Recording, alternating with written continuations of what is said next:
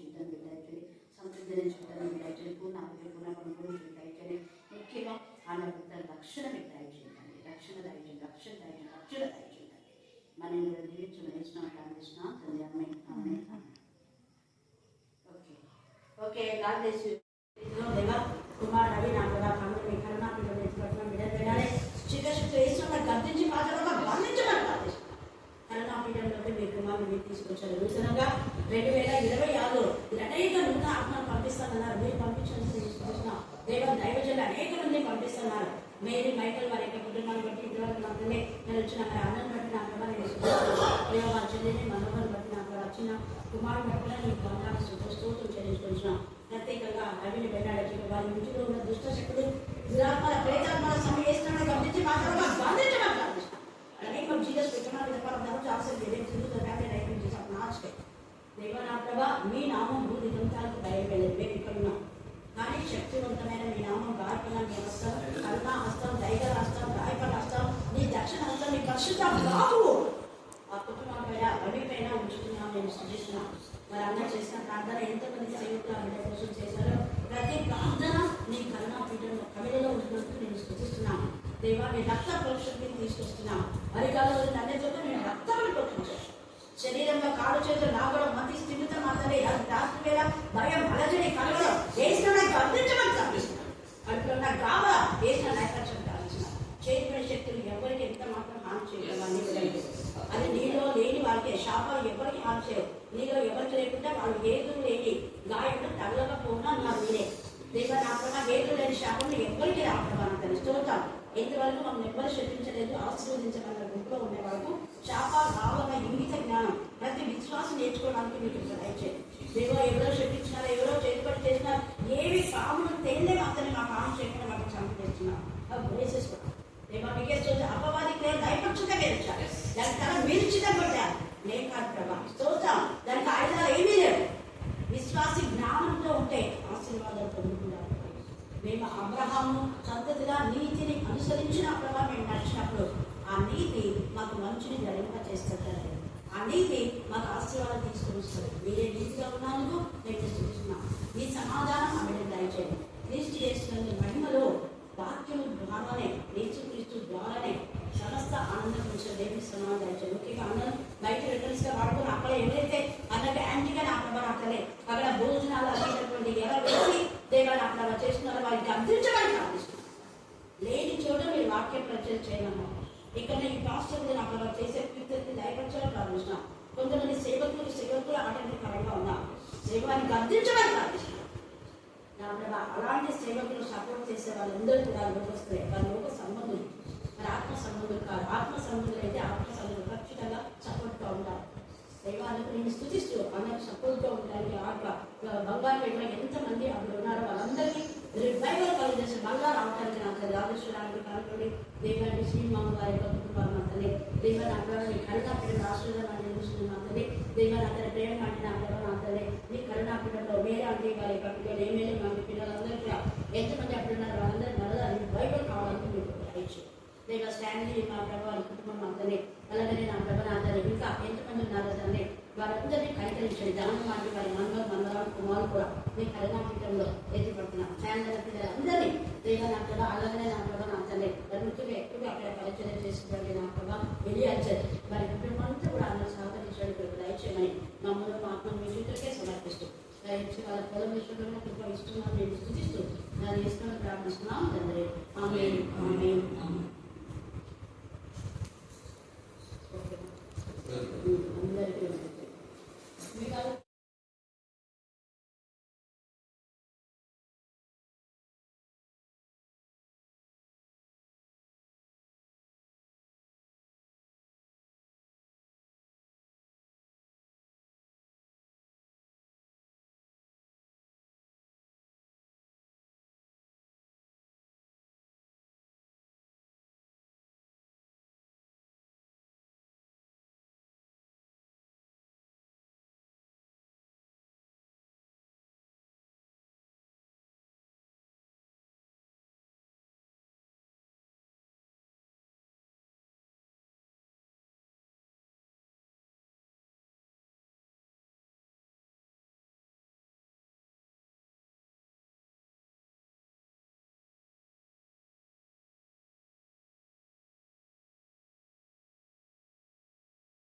స్మరించు యేసు నామము, సంతోషించు ఈ నవోదయం.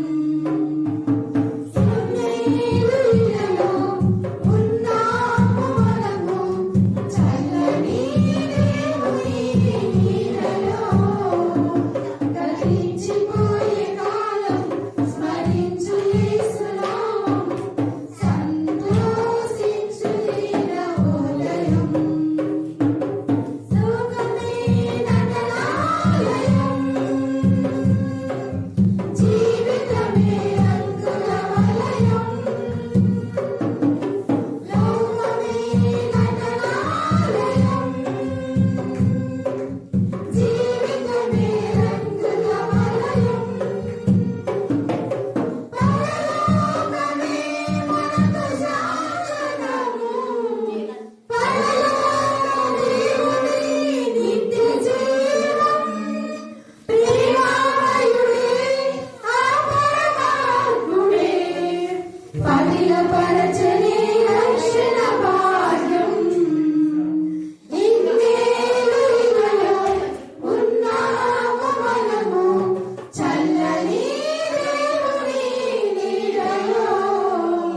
గతించిపోయే కాలం, స్మరించు యేసు నామం, సంతోషించు ఈ నవోదయం. మారు మనసు మనిషికి మార్గం,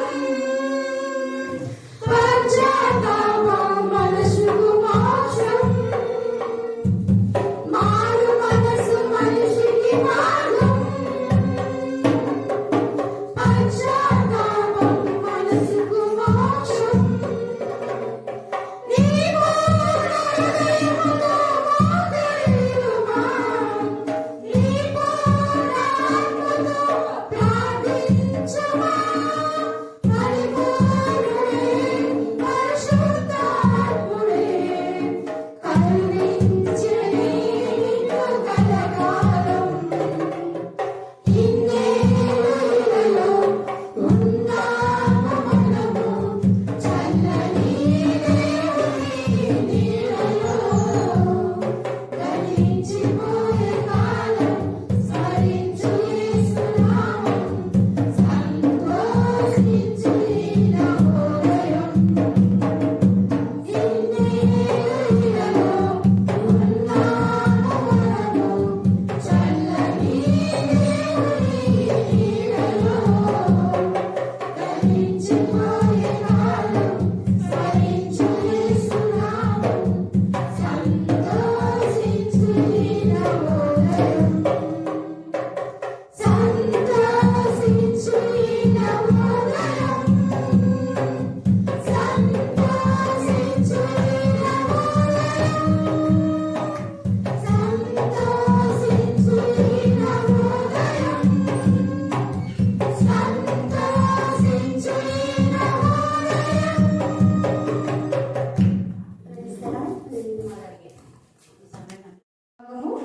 పేతురు రాసిన 2వ పత్రిక 1వ అధ్యాయము 5 నుంచి 11 వరకు ఉన్న లేఖన భాగాన్ని చదువుకుందాం.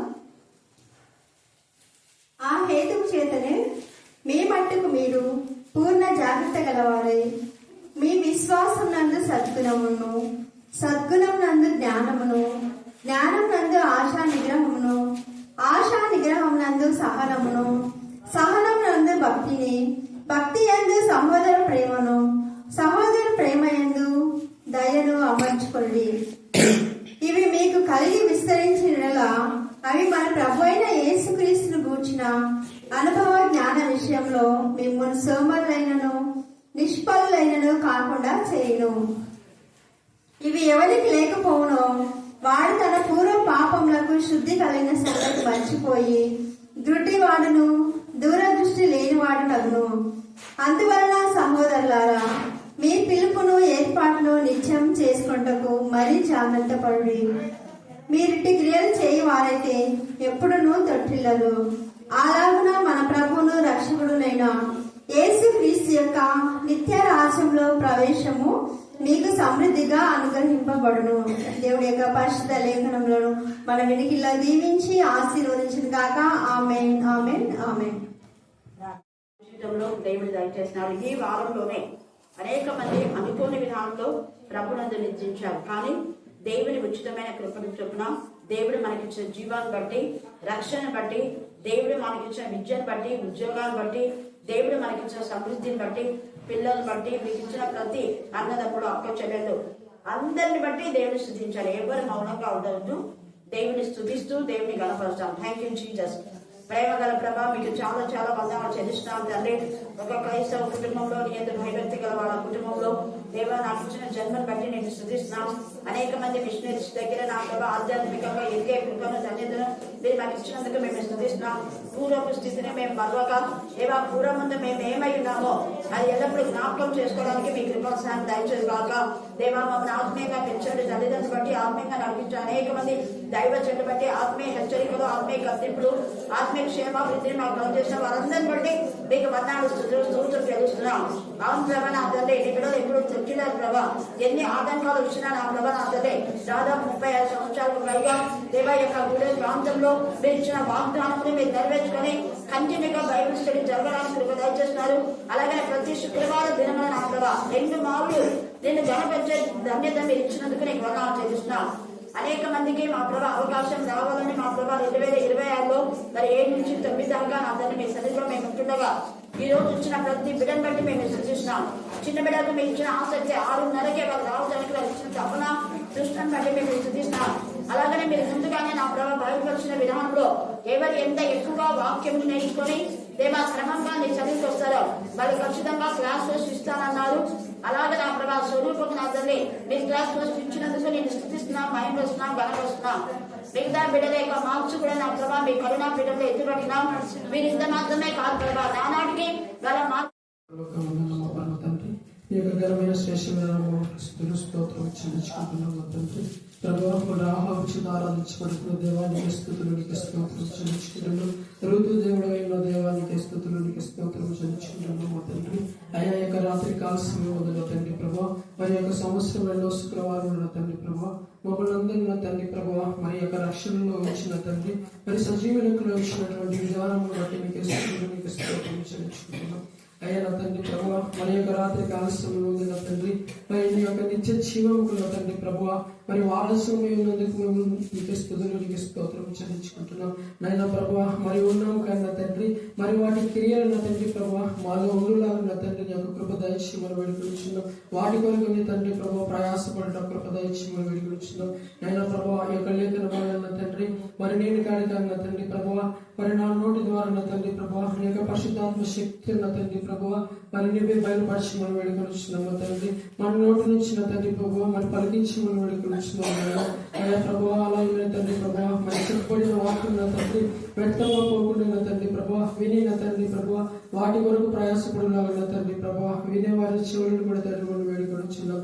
నాయన ప్రభా మరి ఎక్కడెక్కడైతే నా తండ్రి నీ యొక్క వాక్యం బయలుపడుతుంది నా తండ్రి ప్రభా అక్కడ నా తండ్రి ప్రభా మరి నీ యొక్క నామమును నీ యొక్క పరిశుద్ధాత్మ శక్తి నా తండ్రి ప్రభా మరి వాళ్ళందరినీ వేడుకొచ్చున్నాం నా తండ్రి.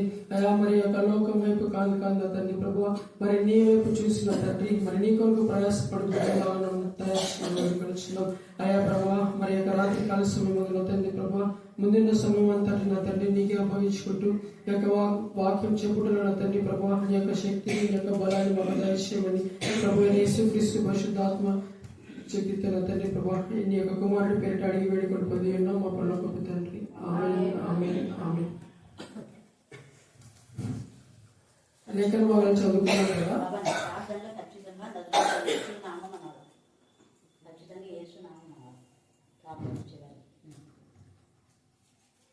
కొత్త నిబంధన లేఖన భాగాల నుంచి పేతురు గారు రాసినటువంటి 2వ పత్రిక 1వ అధ్యాయము 5వ వచనం నుంచి 11వ వచనం వరకు మనము చదువుకున్నాం. మరి ఇక్కడ ఉన్నటువంటి ఆ యొక్క మాటల్లో ముఖ్యంగా ఉండేటటువంటిది 11వ వచనంలో మనం చివరిలో చూస్తే నిత్య రాజ్యంలో ప్రవేశము మీకు సమృద్ధిగా అనుగ్రహింపబడను అని చెప్పి ఉంది. మరి యొక్క సమయమందు మనము నిత్య రాజ్యంలో ప్రవేశం కొరకు ఇక్కడ ఉన్నటువంటి కొన్ని మెట్లు ఉన్నాయి. నిత్య రాజ్య ప్రవేశంలో మనము ఏ విధంగా మనము ప్రవేశించడానికి మార్గాలు అంటే ఏవి మనము అలవర్చుకోవాలో వాటిలో కొన్ని పైన ఉన్నాయి, వాటి గురించి మనము పరిశీలించుకుందాం. మరి మనకు నిత్యరాజ్యము అంటే క్రైస్తవులు అని పిలువబడినప్పటి నుంచి దేనికోసం మన ఆరాటము తాపత్రయము నిత్య జీవం కొరకు, ఆ యొక్క నిత్యరాజ్యంలో దేవునితో గడపాలనే యొక్క కోరిక కొరకు. మరి మనం ఏదైనా ఒక గురి పెట్టుకొని ఒక ఉద్యోగం కానీ వాటన్నిటి కానీ మనం పెట్టుకొని ఉన్నప్పుడు దానికి చేరాలంటే మధ్యలో చాలా ఉంటాయి.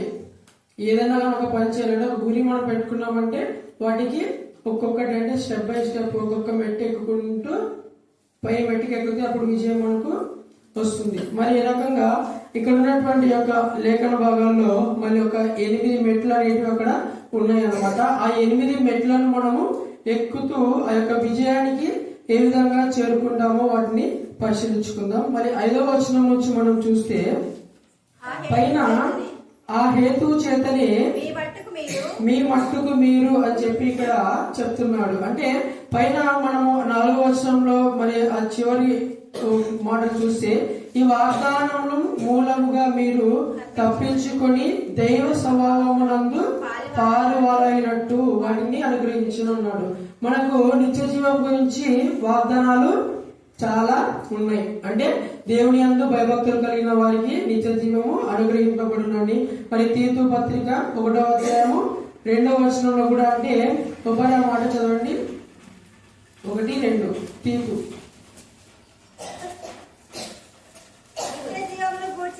నిత్య జీవమును గురించిన నిరీక్షణతో కూడిన భక్తికి ఆధారమగు సత్య విషయమైన అనుభవ జ్ఞానం నిమిత్తమును దేవుడి దాసులను పౌలు ఆ తీతుకు, అంటే దేని నుంచి అని అంటే మనం పై వచనంలో గమనిస్తే అంటే పై మాటల్లో నిత్య జీవమునకు గురించినటువంటి మాటలు నిరీక్షణ మనకు అక్కడ చూస్తున్నాం అనమాట. మరి ఆ యొక్క వాగ్దానములు మనము చాలా మరి సువార్తల్లో అయితేనేమి పాత నిబంధన గ్రంథంలో అయితేనేమి మరి మనకు మెస్సయ్య వస్తాడు, మళ్ళీ రాజ్యము కడతారు, ఆ రాజ్య వారసులు అని చెప్పి మనము చాలా ఉన్నాయి. మరి వాటన్నిటిని మనము చూసుకుంటూ ఈ హేతువుల చేతనే ఏం చేయాలంట, మీ మట్టుకు మీరు పూర్ణ జాగ్రత్త గలవారే. జాగ్రత్త గలవారు వేరే, పూర్ణ జాగ్రత్త గలవారు వేరే. అంటే ఇక్కడ చెప్పినటువంటి యొక్క సందర్భంలో మనం గమనిస్తే అంటే వాళ్ళు ఏ స్థితిలో ఉన్నారో ఆ యొక్క విశ్వాసులను, అంటే అమూల్యమైన విశ్వాసము పొందిన వారికి శుభమని చెప్పి వ్రాయబడింది అని మనము 1వ వచనంలో మనము చూస్తాం. అంటే ఆ యొక్క అమూల్యమైన విశ్వాసులు అక్కడ ఏ విధంగా ఉన్నారో ఈయన గమనిస్తూ ఈ యొక్క మాటలను వాళ్ళకు చెప్తున్నాడు అనమాట. అంటే పూర్ణ జాగ్రత్త గలవారి, జాగ్రత్త వేరే పూర్ణ జాగ్రత్త వేరే మనకు తెలుసు. అంటే జాగ్రత్త అంటే ఒక చిన్నది ఏం కాదులే, అంటే దానివల్ల మనకు ఏమంత ఆటంకం కాదులే అనే సందర్భంలో జాగ్రత్త అనేది వాడతాం. ఇప్పుడు ఒక చిన్న పాప గ్లాస్ తీసుకొని నీళ్ళు తీసుకురమని బాటిల్ తీసుకురమని చెప్తున్నారు, జాగ్రత్త పోంటాం. ఆ బాటిల్ కింద ఉన్నా ఏం కాదు, మా అయితే ఒక 50 రూపాయలు పోతుంది అనుకోండి అంతే. అదే వేరేది చాలా విలువైనది, ఒక డైమండ్ ఇచ్చినారు, ఆ డైమండ్ అంటే కొన్ని కోట్లు, అప్పుడు ఏమని చెప్తాం అంటే ఇంకా ఎన్నిసార్లు చెప్తామో జాగ్రత్త జాగ్రత్త అంటే తప్పితే నీకు వద్దు, నేనే కానీ తీసుకుపోయి వాళ్ళకు ఇస్తా అనేటటువంటి జాగ్రత్త చెప్తాం.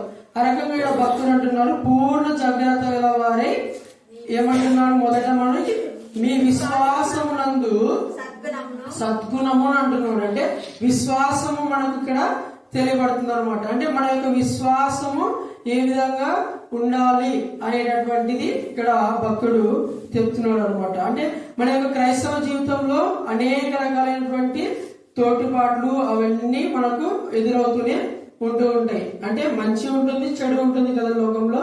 దేవుడు ఉన్నాడు, దురాత్మ అపవాది శక్తులు కూడా ఉన్నాయన్నమాట. ఈ రకంగా ఈ యొక్క పూర్ణ జాగ్రత్త గలవారే అని చెప్పి ఇక్కడ జాగ్రత్తలను మనకు భక్తుడు తెలియజేస్తున్నాడు. మరి విశ్వాసము అని ఇక్కడ చెప్తున్నాడు. మరి విశ్వాసము అని అంటే ఇంకా మనకు చెప్పనవసరం లేదు. అంటే ఇప్పుడు ఒక హెబ్రీ పత్రిక 11:1 మనము చూస్తాం. అంటే విశ్వాసం అంటే ఏది, మనకు కనిపించనుండగా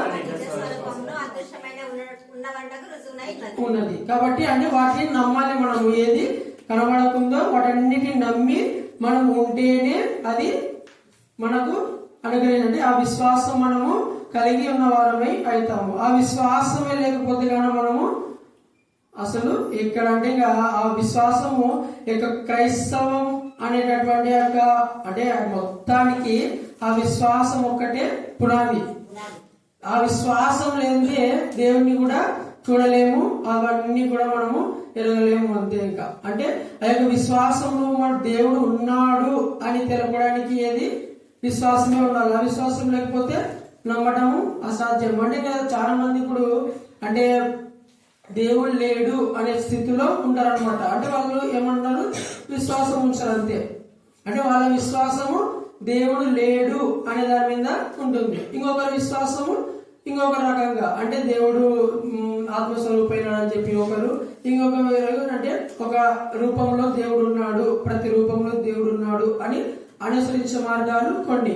ఇక మన విశ్వాసం మనం ఇక్కడ చూసుకుంటే మరి ఇంకా అబ్రహాం నుంచి మనము చూసుకుంటూనే ఉంటాం. మరి దేవుని యందు విశ్వాసం ఉంచి ఆయన ఎవరిని ఇవ్వడానికైనా సిద్ధపడాడు, తన కొడుకును సైతం, అంటే దేవుడు అడిగినాడు కాబట్టి తన కొడుకును సైతము ఇవ్వడానికి ఆయన సిద్ధపడి ఉన్నాడు అనమాట. అంటే ఆ యొక్క ఆ విశ్వాసంలో మనము ఎదుగుతూ దేవుని యందు నమ్మకం, విశ్వాసం అంటే నమ్మకమే కదా, అంటే వేరే పదాలు అంటే నమ్మకము, వాటిని నమ్మడం వల్ల వస్తాయి అనమాట. అంటే ఆ దేవుని యందు నమ్మే విధానం మనము ఎట్లా ఉంది అంటే ఇప్పుడు నమ్ముతాం కానీ ఒక విధంగా పెట్టుకొని ఇంకొక విధంగా నమ్ముతాం. అంటే ఏదో ఒక లాటరీ అంటాం డైరెక్ట్. అంటే ఒక లాటరీ వేస్తే అది ₹1 వేసినాం అనుకోండి, బొమ్మ అన్న పడచ్చు, కోర్స్ అన్న పడచ్చు, అచ్చు బొమ్మ అని అంటాం కదా.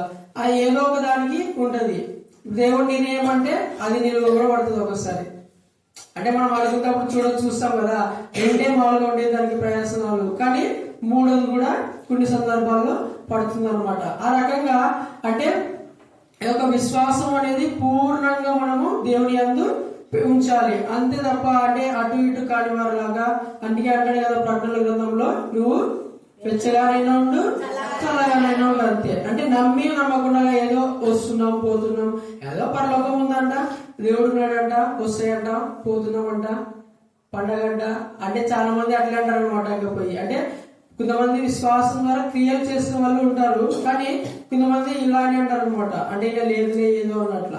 తర్వాత విశ్వాసం ఉన్న తర్వాత ఖచ్చితంగా ఏముండాలి, విశ్వాసం అంటే నమ్ముతున్నావు, దేవుడిని నమ్ముతున్నావు, ఎవరిని, యేసు ప్రభుని నీకు మాదిరిగా ఉండి క్రైస్తవుడు అంటే క్రీస్తుని ధరించిన వాడే కదా, ఆయన ధరించావు అని చెప్పి నమ్ముతున్నావు, లోకానికి సాక్ష్యం ఇస్తున్నావు. కానీ ఆ విశ్వాస క్రియలు ఖచ్చితంగా మనలో ఉంటేనే కదా క్రైస్తవులు మనబడి. లేకుంటే మనము క్రైస్తవులుగా పిలవడతాము, అప్పుడు పిలవడం అనమాట. ఆ రకంగా మనము ఆ యొక్క విశ్వాసంలో సద్గుణంలో, అంటే ఆ విశ్వాసంలో ఏముంచాలంటున్నాడు మళ్ళీ ఇక్కడ, సద్గుణములు అంటున్నాడు. అంటే ఆ సద్గుణములు అంటే మనకు సద్గుణములు అంటే ఏంటి అంటే మంచి గుణాలు, అంటే నీతి, యథార్థత, న్యాయము, అవన్నీ అక్కడ వస్తాయి అన్నమాట. అంటే ఆ యొక్క నీతి అంటే మళ్ళీ ఏదొస్తుంది, పైదే వస్తుంది మళ్ళీ.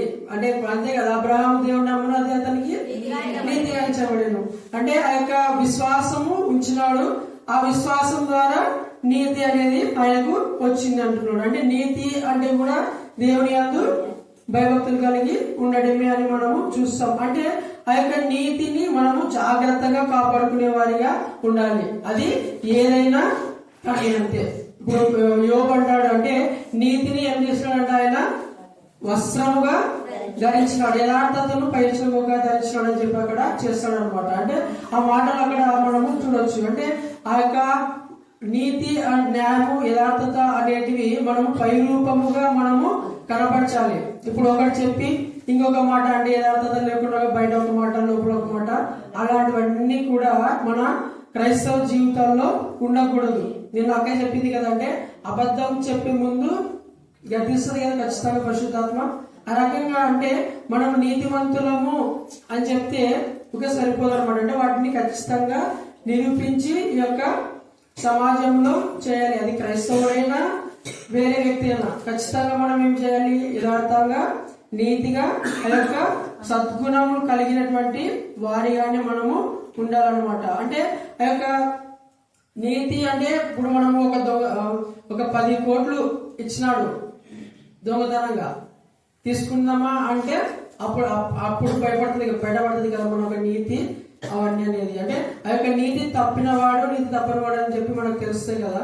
అంటే ఆ యొక్క దేవుడి కోసం అంటే అది తప్పు, అది ఏ రకంగా సంపాదించినాడు అనే దాన్ని బట్టి మనము అయినా అవసరం లే కదా, మన కష్టార్జితం మనకు చాలు, అది తప్ప మిగతా అని ఎదుటి వ్యక్తి కష్టార్జితం మీద ఆధారపడకూడదు అని మనకు ఇంకా పాత నిబంధనలో చాలా ఆజ్ఞలు అవన్నీ ఉన్నాయన్నమాట.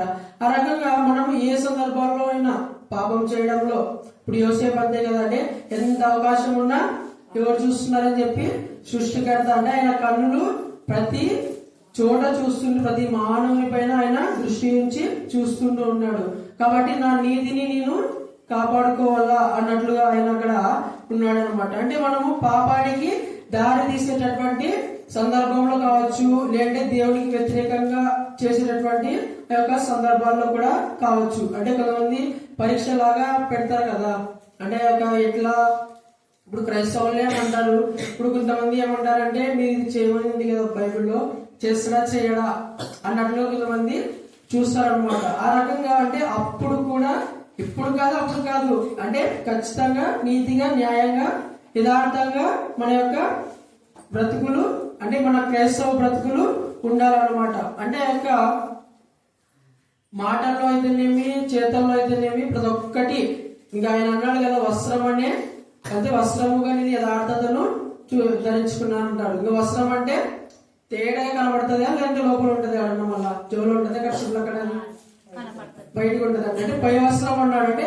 బయటికి కనబడుచుకోవాలన్నమాట. అంటే సకల జనులకు దానిని అంటే అది తెలియజేయడము తెలియపరచేటట్టు క్రియలు మన జీవితంలో ఉండడం అన్నమాట. కాబట్టి వాటన్నిటిని అంటే ఆ యొక్క సద్గుణము కలిగినటువంటి ఆ యొక్క విశ్వాసమందు సద్గుణమును ఉంచుకోమని చెప్పి ఇక్కడ తెలియజేస్తున్నాడు. మళ్ళీ తర్వాత చూస్తే సద్గుణమునందు ఏమంటారు జ్ఞానమును అంటున్నాడు. మరి సద్గుణము సరే నీతిగా యథార్థంగా న్యాయంగా ఉన్నావు, దానిలో జ్ఞానము, జ్ఞానం అంటే కలిగి ఉండట జ్ఞానములకు మూలము, అంటే దేవుని యందు భయభక్తులు కలిగి ఉండటము, దేవుడు చెప్పినటువంటి మార్గంలో నడచడము, ఆయన మాటలను గైకొనడము. ఇంకా అంటే ఏది ధర్మశాస్త్రాన్ని అనుసరించడం, అంతే కదా మనకు జ్ఞానం అంటే. ఆ రకంగా అంటే యొక్క జ్ఞానము ఇప్పుడు సద్గుణాల్లో అంటే యొక్క వాటన్నిటిలో జ్ఞానముతో కూడినటువంటి పనులు, నీతిగా ఉన్నామంటాం అంటే ఇప్పుడు నీతి పనులు అని చేస్తాము మనము. ఆ నీతిలో దేనికోసము దేవుని గురించినటువంటి జ్ఞానం కోసం, అంటే దేవుని యందు భయభక్తులు కలిగినటువంటి జ్ఞానము. ఆ యొక్క అంటే ఇప్పుడు మనము నీతిమంతులుగా ఉన్నాము అని అంటాము, కానీ దేవుని గురించినటువంటి జ్ఞానం కలిగినటువంటి నీతి పనులు, దేవుని గురించినటువంటి జ్ఞానం కలిగి నీతి చూసుకోవడం. ఇప్పుడు బైబిల్లో మనం అంటే ఏదైనా ఒక రెఫరెన్స్ ఇస్తే దానికి వెనక ముందు ఏమున్నాయో వాటన్నిటిని ఇప్పుడు చదువుతాడు నీతిమంతుడు. ఇప్పుడు మనం వల్ల నీతిమంతులమే అని చెప్పి ఇక్కడికి వస్తాము. ఇప్పుడు అక్కడికి వచ్చిన తర్వాత వాటన్నిటిలో చూసి చదువుతాం చేస్తాం అంతే. కానీ జ్ఞానం కలిగి ఉంటే అది ఎక్కడ ఉపయోగించాలా, దేనికి చెప్పినారు, అసలు మనం ప్రసంగంలో చెప్పాలా లేదా, లేదంటే ఎదుటి వ్యక్తికి చెప్పాలా లేదా అనే విషయాలు మనము గుర్తిస్తాం. లేదంటే వాటిని ఒకే ఇప్పుడు మీకు చిన్న ఒక ఉదాహరణ చెప్తా. మీరు తిండిపోతే అయిన ఎడలా మీకు వాడు 10 లెక్క తింటున్నాడు ఇప్పుడు అప్పుడే అంటే ఒకే అన్నాడు చూడండి. ఇప్పుడు అన్న తర్వాత ఆ వాక్యం సూటిగా చెప్తే అర్థమవుతుందా? అంటే ఇక్కడ ఉంది వచ్చినాము, కానీ అంటే మామూలుగా మనకు చాలా మంది ఆ రెఫరెన్స్ తీసుకొని ఇంకా గొంతుకు ఇట్లా అత్తి పెట్టి ఇంత పల్లెలు పెట్టి పెట్టేస్తారు అనమాట. కానీ పై వచనాల్లో ఏముంది మళ్ళీ మనం చూస్తే అక్కడ అంటే నువ్వు ఏలికతో భోజనం చేయడం కూర్చున్నప్పుడు ఎవరి సమక్షంలో కూర్చున్నావో, ఎవరి సమక్షంలో అంటే నీ మేలు వచ్చేతోడా, వాడు మంచోడా చెడ్డోడా, ఏం పనులు చేస్తున్నాడు అనే దాన్ని చూసుకో. నువ్వు ఎట్టి వచ్చింది కదా అని పీకల్లాగా తినొద్దు. వాడు ఏం చేస్తాడటం వల్ల అంతరంగంలో లెక్కలు ఎంచుతాడు. వాడు ఎంత తిన్నాడు, వాడికి ఇంత తినిపిస్తే ఇన్ని బిర్యానీలు ఇంత అని చెప్పి వాడు లెక్కలేస్తాడు అని చెప్పి ఆ పై వచనాల్లో ఉంది. కాబట్టి అంటే మాటలను మనము చెప్పే సందర్భాల్లో కూడా మనము చూసుకోవాలి. ఇంకొకటి చూస్తే సామెతల గ్రంథం చివరి అధ్యాయంలో మనం చూస్తే అక్కడ మద్యపానం చేయొద్దని అని చెప్పి ఆ మద్యపానాన్ని ఎవరికి ఏమన్నారు? పానం పాలినోళ్ళకి, అంటే అంటే ఇంకా మరీ నిరీక్షణ లేనటువంటి బీదలకు, అంటే ఆరోగ్యం లేని వాళ్ళకు, దుఃఖంగా ఉంటారు ఇంకా, అంటే వాళ్ళ బాధలు ఎక్కువ ఉండేటోళ్ళకు ఏమని చెప్పింది. ఇప్పుడు అది తీసుకపోయి చెప్తే కదా అంతే కదండి. అంటే అట్లాంటి మాటలు అనమాట. అంటే ముందు వెనకటువంటి మాటలు మనము ఖచ్చితంగా అంటే దేవునికి ఇచ్చినటువంటి జ్ఞానంతో మనము మాట్లాడుకొని ఆ యొక్క నీతి పనులు, అంటే ఇప్పుడు నీతి పనులు అంటే విశ్వాసంగా ఉండడము, వాక్యం బోధించడము, వాక్యము చెప్పడము, తర్వాత ఈ లోకంలో ఎవరికైనా కానీ సందేహాలు వచ్చినా చెప్పడము, అంటే వాటన్నిటిలో దేవుని జ్ఞానం కలిగి, అంటే ఆ సందర్భంలో దేవుడు అక్కడ ఎందుకు రాపించారు అనేది మనము చూస్తాం. ఇప్పుడు ఆ సందర్భం మనము ఎవరు రాసిన గ్రంథాన్ని? సామెతల గ్రంథాన్ని సొలొమోను, అంటే జ్ఞాని అయిన సొలొమోను రాసినారు, వేరే వాళ్ళు రాసినారు అన్నారు. ఇప్పుడు ఆ సందర్భంలో చూస్తే అప్పుడు దగ్గుమందు, నిద్ర మాత్రలు, జ్వరం మాత్రలు, పారాసిటమాల్ ఉన్నాయా అప్పుడల్లా? అప్పుడు ఉండే కాలంలో మందు ఏది అంటే అన్నిటికీ రోగాల కల్లా ఉండేది ఏదంటే ఒక ద్రాక్షరసం. దాంట్లో రకాలు ఉంటాయి అంతే. ఆయుర్వేదిక్ దానిలో అంటే మత్తు కలిగించే దానిలో అంటే మెయిన్ గా ద్రాక్షరసం చూసుకుంటారు, పులిసినటువంటి ఆ యొక్క ద్రాక్షరసము. ఇప్పుడు దాంట్లో అంటే ఇప్పుడు మనకు దేవుడు ఇచ్చినటువంటి తెలివి, అంటే దేవుడే చెప్పినాడు కదా, అంటే నరులో కావాల్సినవి సమయాన్ని బట్టి దేవుడు ఆలోచింపచేసి జ్ఞానంతో మనకి చెప్తూ వస్తూ, అంటే మనుషులను ప్రేరేపిస్తూ సృష్టి నుంచి మనకు ఇచ్చింటాడు అనమాట. అంటే ఆ యొక్క మందులు అప్పటి నుంచి అవి ఉన్నాయి, కానీ వాటిని రూపాంతరం చేస్తున్నాం మనం శాస్త్రవేత్తల వాళ్ళు. అంటే ఇప్పుడు మన చేతిలో ఉండేది ఒక మందు బిల్ల అని చెప్పి అట్లా మనము ప్రతి దానికి మింగుతుంటాం. అప్పుడు అంటే ఆ యొక్క సందర్భంలో ఆ చెప్పినటువంటి ఆ మాటలు అవి. కానీ ఇప్పుడు దగ్గు వస్తే ద్రాక్షరసం తాగల, పానం లేకుంటే ద్రాక్షరసం తాగల అనేది ఉండదు. అంటే లోకలు తాగుతారు అది, ఆ దాంట్లో ఒక మత్తు పరవశైపోయే వాళ్ళు వాళ్ళ జీవితాలను సైతం నాశనం చేసుకుంటారు అనమాట. అంటే ఆ యొక్క మాటలు మనము ఏ సందర్భాల్లో ఏవి ఎక్కడ వాడాలో తెలిసినటువంటి వారమై మనము ఉండాలన్నమాట. అంటే ఇప్పుడు ఖడ్గం, వాక్యంని ఖడ్గంతో పోలుస్తాం కదా. ఒక యుద్ధం వీరుడు యుద్ధంలోకి వెళ్ళినప్పుడు అంటే ఆ యొక్క ఖడ్గం తీసుకొని వాడు నావాడా లేదంటే పగోడా అని చూడకుండా నరికేసుకుంటా పోతే బాగుంటుందా, లేదంటే వాడు చూసి నిదానించి, అంటే ఉంటాయి కదా ఏదో ఒక పోలికలు ఖచ్చితంగా, అంటే ఆలోచించే టైం కూడా యుద్ధం చేసినప్పుడు ఉండదు, కానీ ఒక ఏదో ఒక గుర్తుంటది కదా.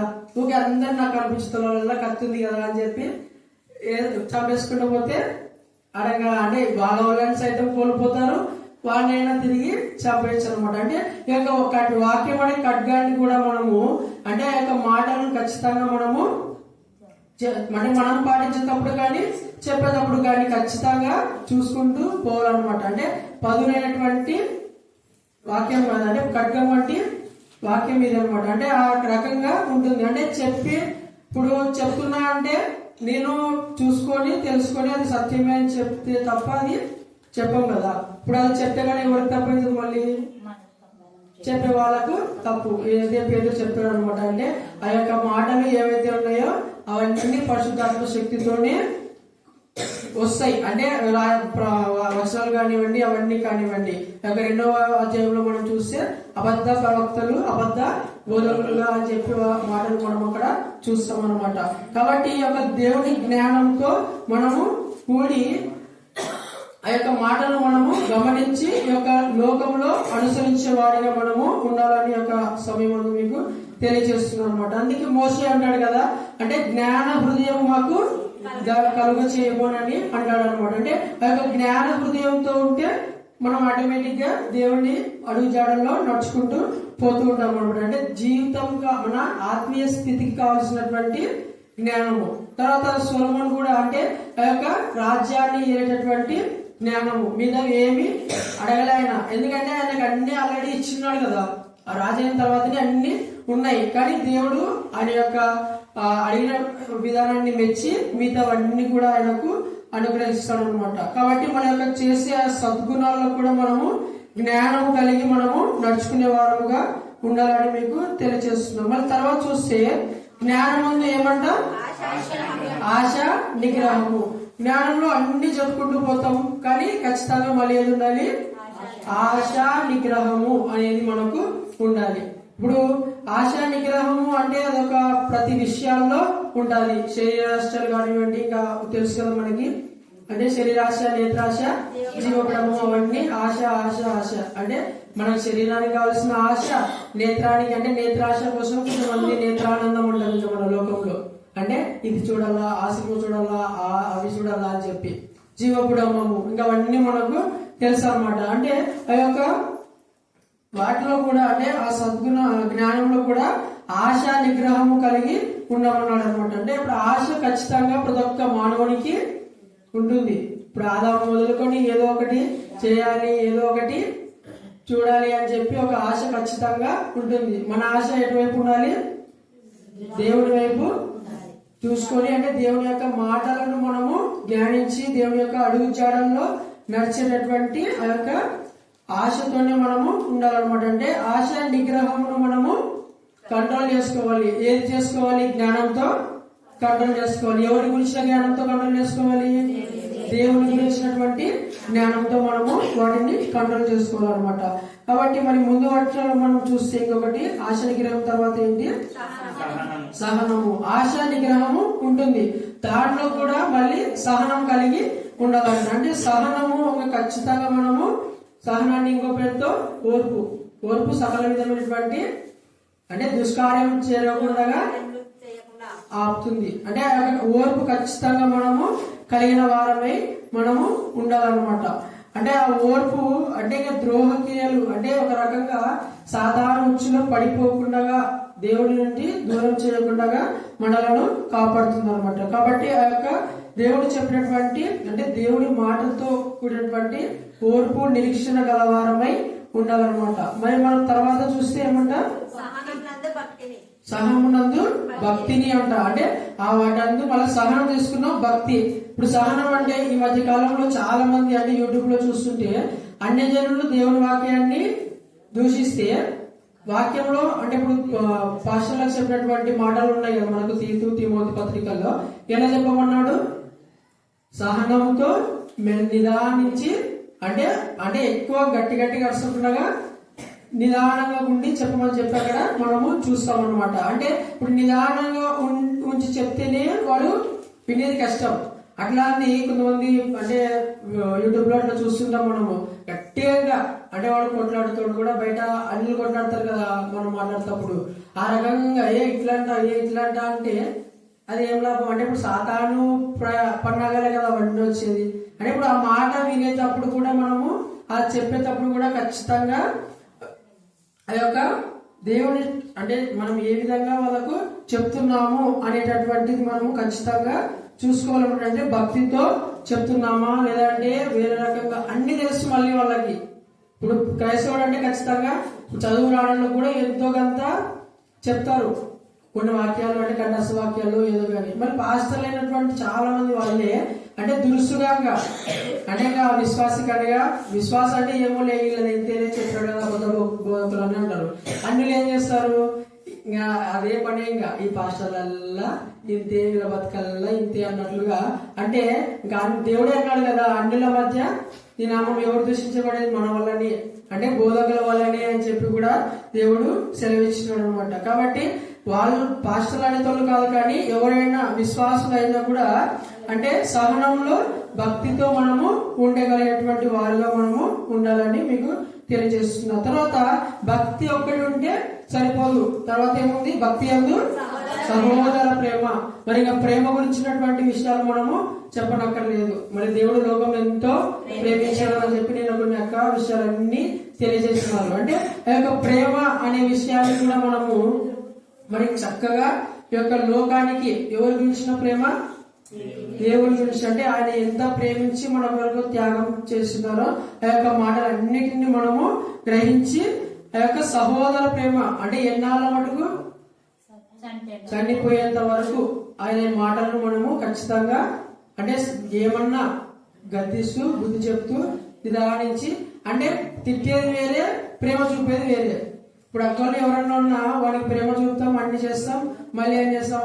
రాక అడుగుతుంది, రాక అడుగు అని అంటాం. అంటే అట్లాంటి ప్రేమ అనమాట. ప్రేమ వేరే వస్తుంది, గద్దించేది బుద్ధి చెప్పేది వేరే వస్తుంది. దాంట్లోనే మనం అన్ని చూసుకుంటూ వెళ్ళాలన్నమాట. దాని తర్వాత అంటే సహోదర ప్రేమ తర్వాత ఏముంది?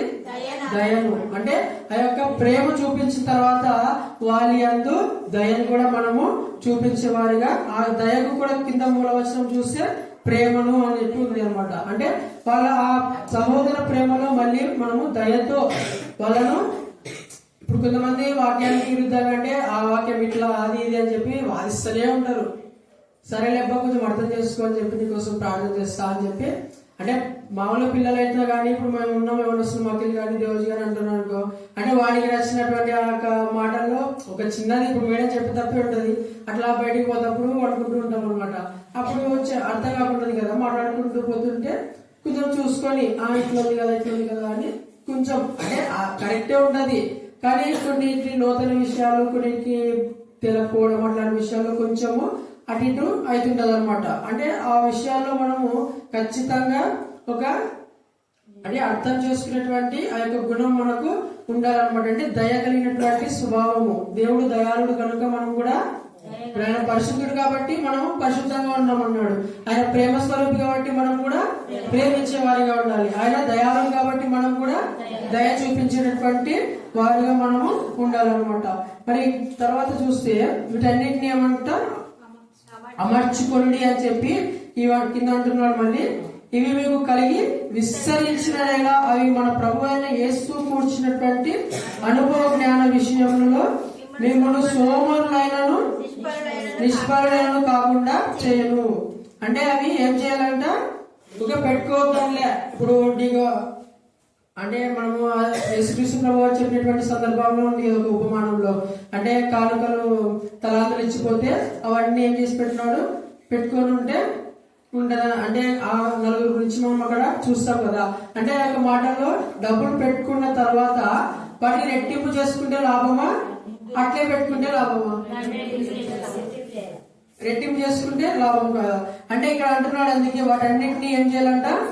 విస్తరించిన ఎడల, అంటే వాటిని అంటే ఒక రోజు 2 రోజులు కాదు, గంటనే పెట్టుకుంటూ పోలాంటి పై చెప్పినట్టు మాటల్లో అన్ని చేసుకుంటూనే పోతే ఏమైతుందంటే అప్పుడు దేవుడికి ఇచ్చినటువంటి అనుభవ జ్ఞానం విషయంలో మిమ్మల్ని సోమరుల వలెను నిష్ఫలులు కాకుండా చేయనంట. అంటే సోమరులుగా నిష్ఫలులుగా అంటే క్రియలు లేనటువంటి భక్తిలో కాకుండా దేవుడు అన్ని వాళ్ళకు అనుగ్రహించేటటువంటి జీవితంలోకి వాళ్ళను నడుపుతాడనమాట. మరి తర్వాత చూస్తే ఇవి ఎవరికి లేకపోవును వాడు తన పూర్వ పాపమునకు శుద్ధి కలిగిన సంగతిని మరిచిపోయి గురుడివాడును దూరదృష్టి లేనివాడు అంటున్నాడు. అంటే వాడు ఇంకా అన్ని చేసిన తర్వాత ఆ పూర్వ పాపమునకు శుద్ధి కలిగిన సంగతి మర్చిపోయి, అంటే ఇంకా మర్చిపోయిన వాడు, అంటే మనం ఇంకా మర్చిపోయిన దానికి చాలా పదాలు మన విశ్వాసఘాతకులు అట్లా మనము చూసుకుంటాం అనమాట. అంటే వాడు అవన్నీ మర్చిపోయి గుడ్డివాడు, ఇప్పుడు కళ్ళు నుండి చూడలేని వాడు గుడ్డివాడే. అంటే కళ్ళు నుండి వాక్యం చదవలేని వాడు, నోరుండి మాటలు చెప్పలేని వాడు, అంటే దేవుని గురించిన మాటలు చెప్పలేని వాడు, మనకు అన్ని చేతులు అన్ని ఉండి కూడా దేవుడు చెప్పినటువంటి అడుగు జాడల్లో నడచలేని వాడు అంగహీనుడే, అంటే ప్రాణం లేనటువంటి వ్యక్తి. అంటే మనము మట్టి శరీరం కాబట్టి ఉన్నా లేకున్నా ఇప్పుడు దేవుని గురించిన మాటలు కొద్దో గొప్ప మనం నేర్చుకుంటే వాటి క్రియలను మనం చూసుకుంటే విశ్వాసం అనబడతాడు. విశ్వాసం లేకుండా ఉంటే ఇంకా సున్నం కొట్టిన ఆ రకంగానే మనము వాళ్ళు ఉంటారనమాట. మరి తర్వాత మనం చూసుకుంటే దూరదృష్టి కూడా, అంటే గుడ్డివాడు దూరదృష్టి లేని వాడవును అని చెప్పి అక్కడ ఉంది. అందువలన సహోదరులారా మీ పిలుపును ఏర్పాట్లు నిక్షేమును మరీ జాగ్రత్తగా పడుడి. అంటే మీరు ఎందుకోసం పిలువనిపించారు దేవుడు? ఎందుకోసం ఆయన పిలువనిచ్చారు? అంటే పరిశుద్ధులుగా ఉండడానికే, పాపలుగా ఉండడానికే? పరిశుద్ధులుగా ఉండడానికి, సజీవులకు ఉంచడానికే, అంటే మరణం అంటే మామూలుగా అపవాది చేతిలో ఉంచడానికి, అంటే రక్షణ కలిగి దేవుడితో మనము బంధం ఏర్పరచుకుని ఆయన రాజ్యంలో వారసులం అవడానికి మనలను ఆయన ఏర్పరిచి ఉన్నాడు అనమాట. మన చూసుకుంటే అందులోనే జాగ్రత్తగా ఉండండి అంటున్నాడు. అంటే నిశ్చయం చేసుకుని వాటన్నింటినీ ఏం చేసుకోవాలా? నిశ్చయం చేసుకోవాలి. అరే ఇవన్నీ మనము పాటించేవాడిగా ఉండాలి, అప్పుడే మనము దేవుని యొక్క రాజ్యము పైన ఉన్నాడు కదా. అంటే ఆ యొక్క పనులు నిష్ఫలమైనట్టు కాకుండా, అంటే నిష్ఫలులు ఫలితాలు ఉండేవి. నిష్ఫలులు అంటే ఫలితం లేనిది. సున్నా అంటాం కదా, ఆహారం వేసినప్పుడు అది ఫలితం ఉండదు, దానికంటే విలువ అనేది ఒకటి ఉండదు. కాబట్టి మనం తర్వాత చూస్తే, మీరిట్టి క్రియలు చేయవారైతే ఎప్పుడు త్రొట్టిల్లలు. అంటే ఈ క్రియలు ఇప్పుడు దేవుని యందు భయభక్తులు కలిగి దేవుడు చెప్పినటువంటి మాటల్లో చూసుకుంటూ పోతే ఆయన ఎప్పుడూ ఆయనకు ఆలోచన చెప్తూ ఉంటాడు.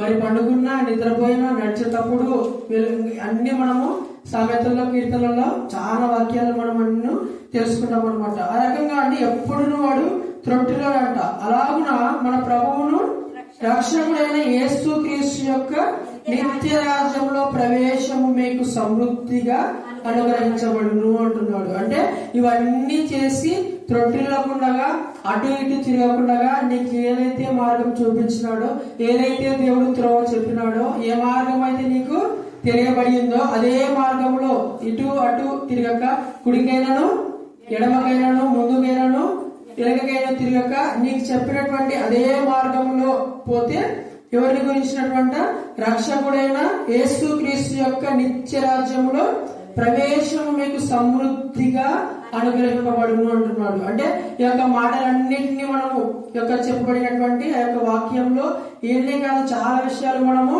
చూసుకుంటూ పోతాము కదా. అవన్నీ మనం ఏం చేయాలి?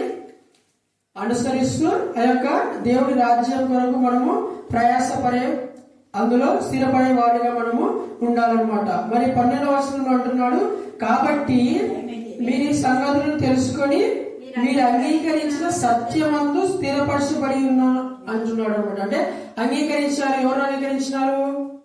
యేసు ప్రభు వారిని అంగీకరించినారు. ఆయననే సత్యము, మార్గము, జీవం అని చెప్పి. ఇప్పుడు ఆ మార్గంలో మనం స్థిరపడి ఉండాలి అని చెప్పి మరి చెప్తున్నాడు అనమాట. అంటే ఆయన నేను ఇక్కడ ఉన్నాను, చనిపోయినాను, ఏం చేయాలంటున్నాడు? ఖచ్చితంగా మీకు తెలియజేస్తా అంటున్నాడు అనమాట. కాబట్టి ఆ యొక్క మాటల్లో మనం ఈ యొక్క 8 వాటన్నిటిలో ఆ యొక్క నిత్య రాజ్యం కొరకు ఏర్పడినటువంటి ఆ యొక్క మెట్లలో మనము ఏది తొట్టిల్లకుండా, ఒక్కసారి కింద పడిపోతే మళ్ళీ ఏం చేయాలి? మళ్ళీ లేచి మళ్ళీ పూర్ణ శక్తితో, అంటే మళ్ళీ పూర్ణ బలంతో మళ్ళీ మనము దేవుని స్తుతించి మన యొక్క పాపములను ఒప్పుకొని మళ్ళీ, అంటే పాపం చేయమని కాదు కానీ తెలిసి తనక చేసిన ఎడల కూడా మళ్ళీ మనము మన ఆత్మీయ స్థితిని కట్టుకొని దేవునిలో స్థిరపడే వాడిగా ఉండాలని చెప్పి ఒక లేఖన భాగాల ద్వారా మీకు తెలియజేస్తున్నాడు. దేవుడు ఇచ్చినటువంటి యొక్క సమయాన్ని బట్టి యొక్క చెప్పబడిన లేఖన భాగాన్ని దేవుడు దీవించి ఆస్వాదించును కాక. ఆమేన్, ఆమేన్, ఆమేన్. అక్కడికి ఇచ్చిన